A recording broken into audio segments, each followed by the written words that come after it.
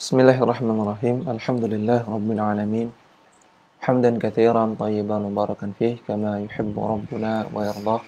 Wassalatu wassalamu ala nabiyyina Muhammadin wa ala alihi wa sahbihi ajma'in, amma ba'du. Alhamdulillah, kita akan memulai kajian kitab yang baru yang pada hari ini jadwalnya ngaji tentang tauhid. Dan kita sudah selesaikan kitab Al-Jadid fi Syarhi Kitab Tauhid karya Syekh Muhammad bin Abdul Aziz Al-Qara'awi. Dan kita mulai kitab yang baru, yaitu Kitab Tauhid. Kitab Tauhid, namun ini bukan Kitab Tauhidnya Syekh Muhammad bin Abdul Wahab. Ini Kitab Tauhid karya Syekh Shalih bin Fauzan Al-Fauzan, hafizallahu ta'ala.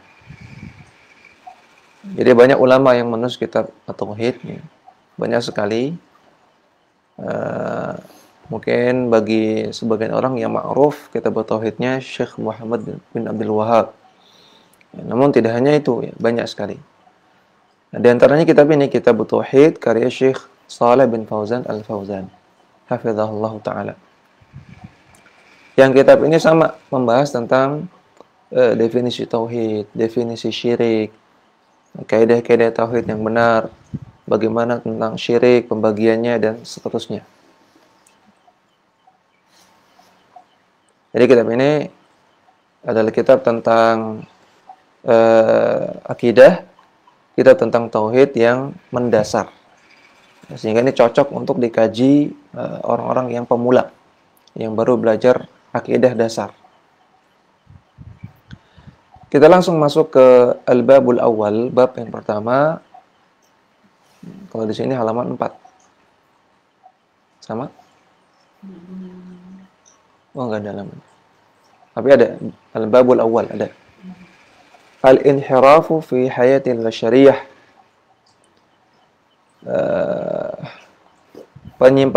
Penyimpangan dalam kehidupan manusia.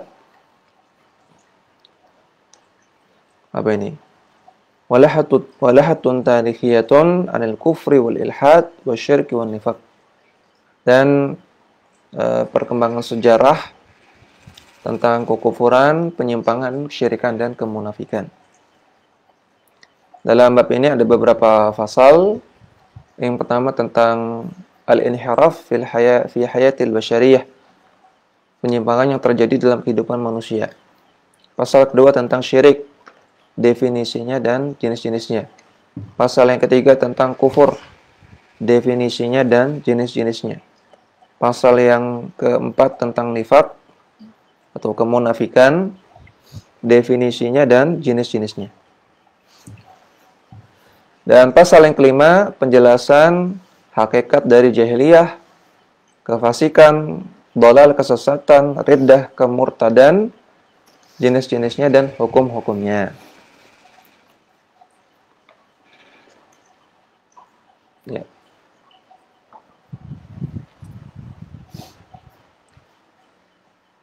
Kita bahas fasal yang pertama, al-inhirafu fi hayatil basyariyati.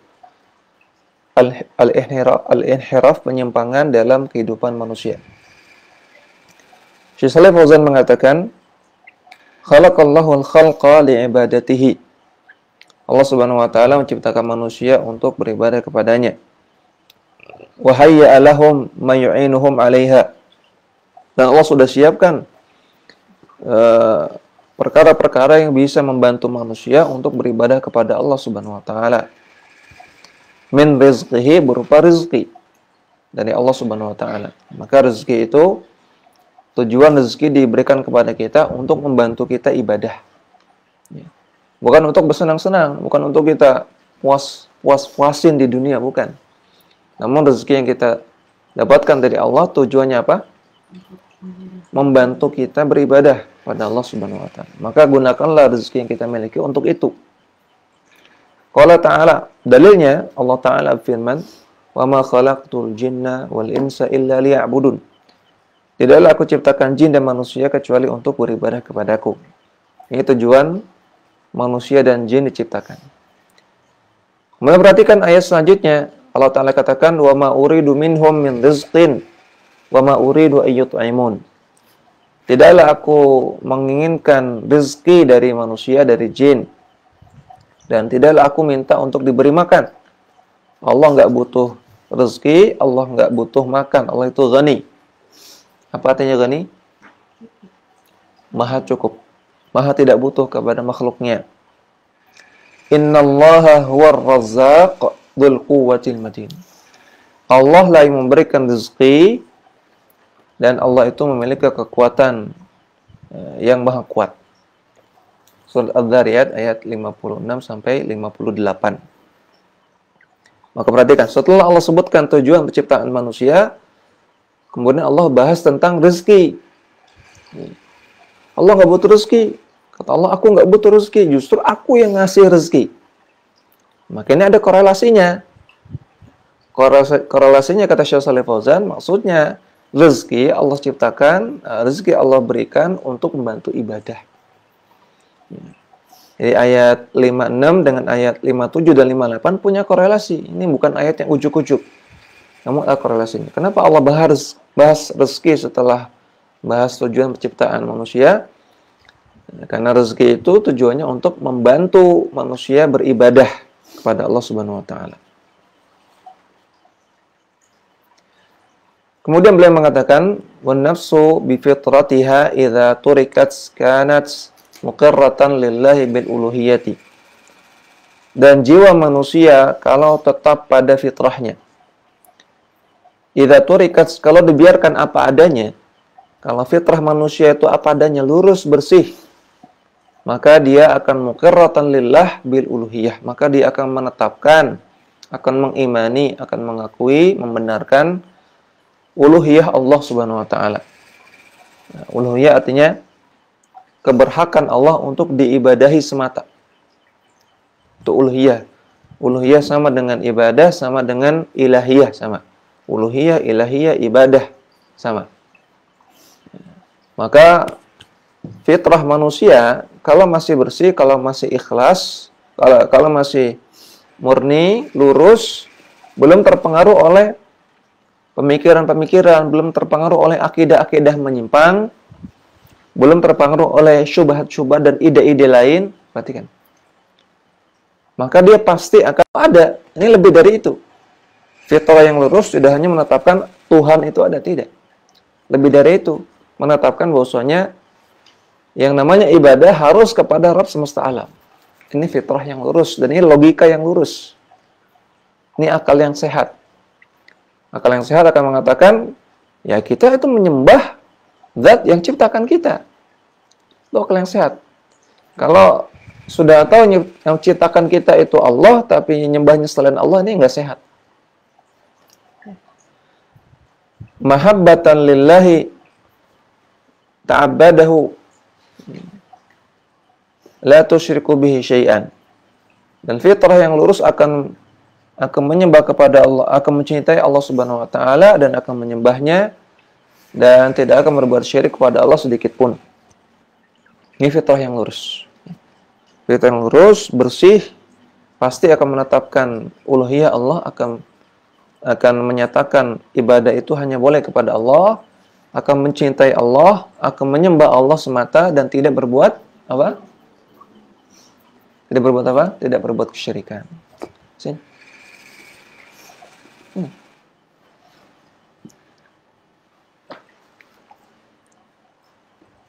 Walakin yufsiduha wa yanharifu biha an dhalika ma yuzayyinu laha syayatinul insi wal jinni.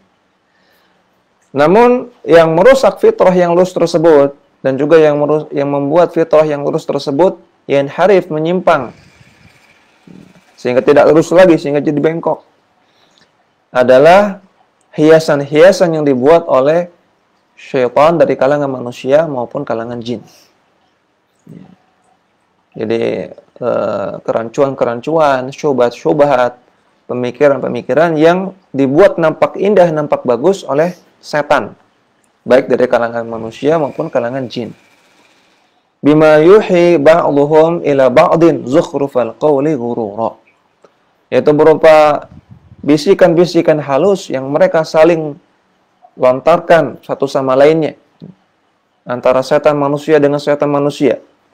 Demikian juga antara setan jin kepada setan manusia. Mereka saling membisikkan. Ini ayat Quran ya. Yuhi ba'dhum ila ba'din zukhrufal qawli ghurura. Ini firman Allah. Maksudnya setan itu saling membisikkan. Ya, saling membisikkan satu sama lain. Ya, berupa zukhrufal qaul kata Allah. Berupa kata-kata yang indah.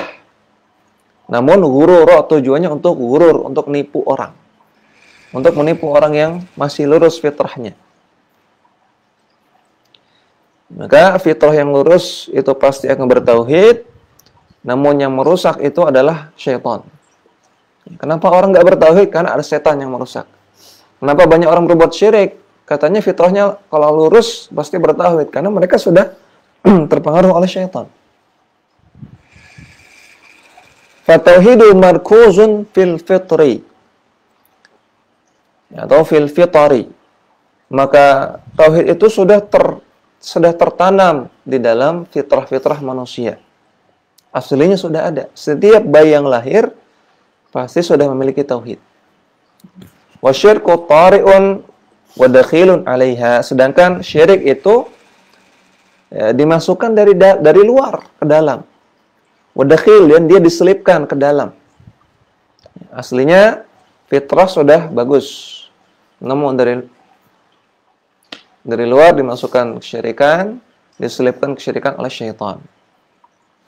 Qala ta'ala, Allah Ta'ala berfirman, faqim wajhaka lid-dini hanifa. Hadapkanlah wajahmu ke dalam agama yang lurus ini hanifan, sebagai orang yang hanif. Ya, kita sudah sering bahas, hanif artinya al-ma'il ila tauhid. Orang yang punya kecondongan kepada tauhid. Al-ma'il ila khair.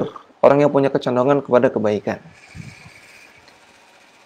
Fitratallahi allati fataran nasa 'alaiha. Hanif, sifat hanif artinya sifat punya kecondongan kepada apa? Kepada tauhid. Kata Allah, ini adalah fitrah Allah yang Allah tanamkan dalam diri manusia. La tabdila li khalqillah, tidak ada yang bisa mengubah-ubah ciptaan Allah Subhanahu wa taala.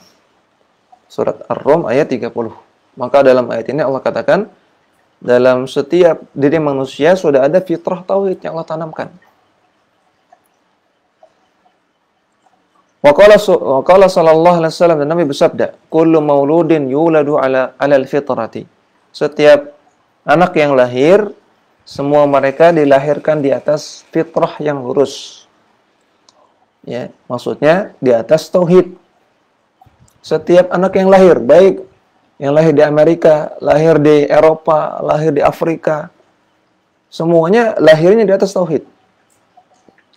Fa abawahu yuhawwidanihi, maka kedua orang tuanya lah yang menjadikan dia Yahudi, au yunassiranihi, atau menjadikan dia Nasrani, au yumajjisanihi, atau menjadikan dia Majusi, atau menjadikan dia yang lain, menjadikan dia Buddha, menjadikan dia Hindu, menjadikan dia komunis, menjadikan dia ateis. Itu gara-gara kedua orang tuanya yang memasukkan pemikiran-pemikiran ke dalam si anak ini. Aslinya si anak ini di atas tauhid.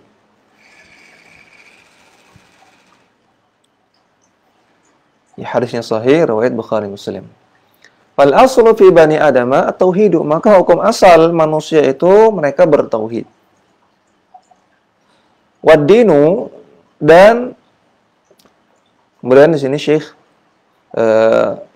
setelah selesai membahas masalah fitrah manusia, kesimpulannya fitrah manusia yang asli, yang masih bersih, yang masih lurus, itu pasti bertauhid.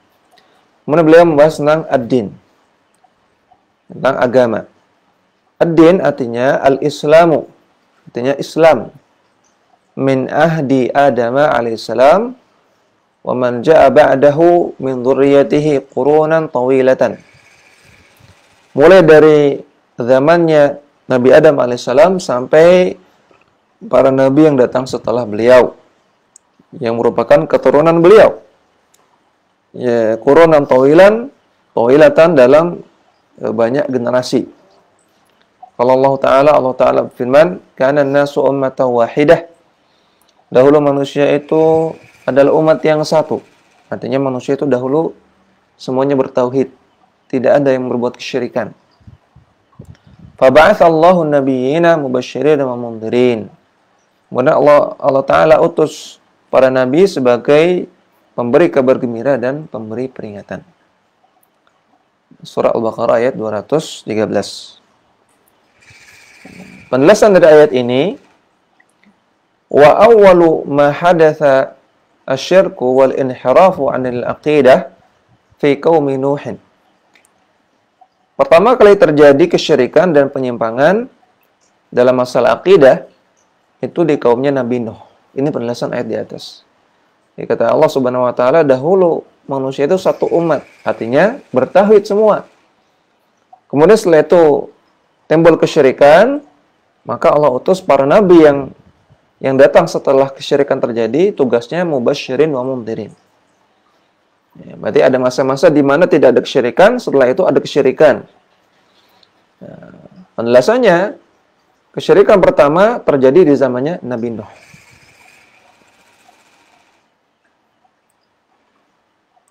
Dan dalam masalah ini ada khilaf di antara ulama.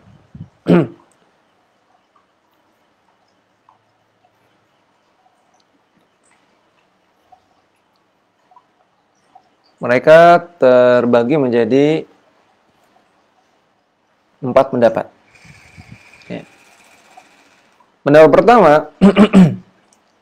kesyirikan terjadi di zamannya Nabi Adam, yaitu dilakukan oleh Qabil. Ya. Qabil, Qaf, Alif Layyinah, Ba, Ya, Lam. Qabil. Ya. Sebagaimana ini disebutkan oleh At-Tabari dalam tafsirnya. Ini pendapat yang pertama. Kesyirikan terjadi di zaman Nabi Adam oleh siapa? Qabil. Qabil itu siapa? Anaknya Nabi Adam.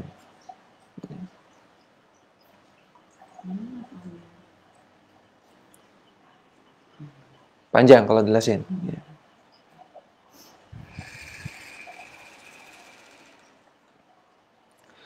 Pendapat yang kedua, kesyirikan terjadi di zamannya Yarat bin Mahlail.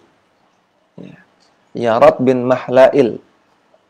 Ini merupakan bapaknya Nabi Idris alaihissalam. Ini masih antara zamannya Nabi Adam sampai Nabi Nuh alaihissalam.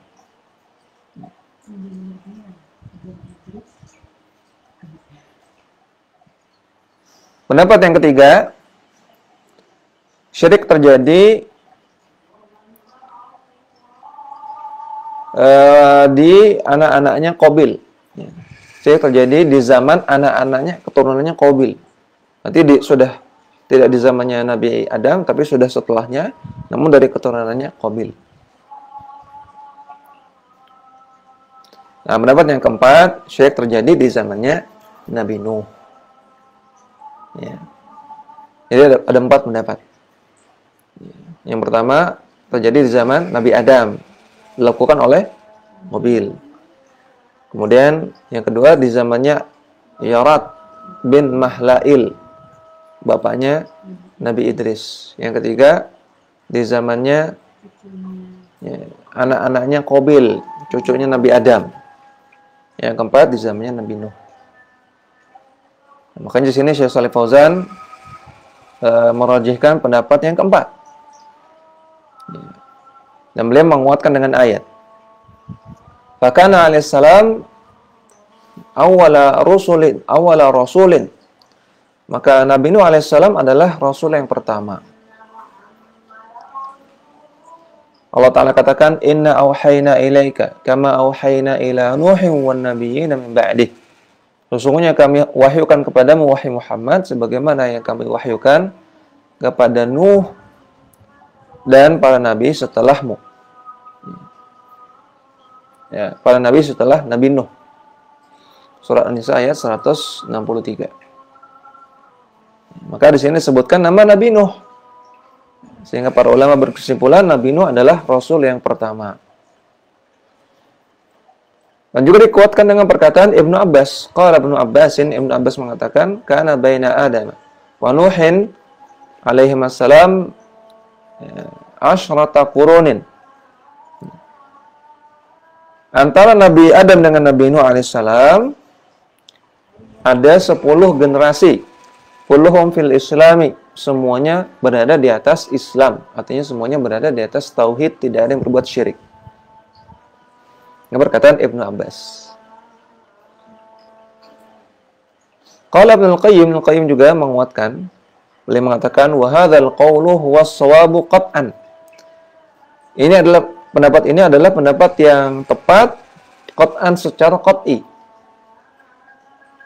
Ya, menunjukkan al-khilaf. Ya, sebagaimana tadi sudah kita sebutkan. Ada 4 pendapat. Ibnu Qayyim menguatkan pendapat yang keempat. Fa inna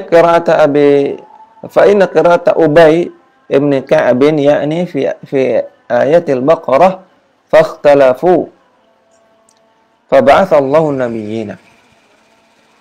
Karena dalam qiraahnya Ubay bin Ka'ab dalam surat Al-Baqarah, ya, Ubay bin Ka'ab membaca fakhtalafu fab'atha Allahu nabiyyin. Setelah umat ini bertauhid, kemudian mereka berselisih, artinya ada yang berbuat syirik.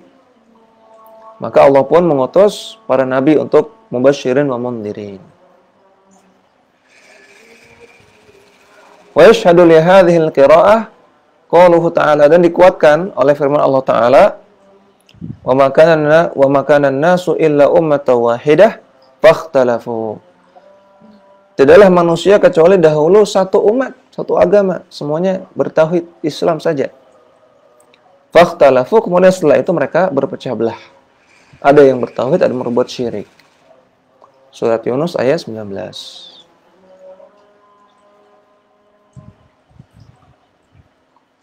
Ya, maka ini menunjukkan bahwasanya kesyirikan yang pertama terjadi di zamannya siapa? Nabi Nuh alaihissalam. Dan menunjukkan bahwasanya ada masa di mana manusia itu semuanya bertauhid, menyembah Allah Subhanahu wa taala, tidak ada yang berbuat syirik, tidak ada yang menyembah selain Allah, walaupun ketika itu sudah ada maksiat. Ya, sejak zaman Nabi Adam sudah ada maksiat. Ya, namun tidak ada kesyirikan. Ini pendapat yang lebih kuat. Wallahu taala a'lam. Ya, demikian dulu yang kita baca, mudah-mudahan bermanfaat. Wassallallahu ala nabiyina Muhammadin wa ala alihi wa sahbihi wasallam.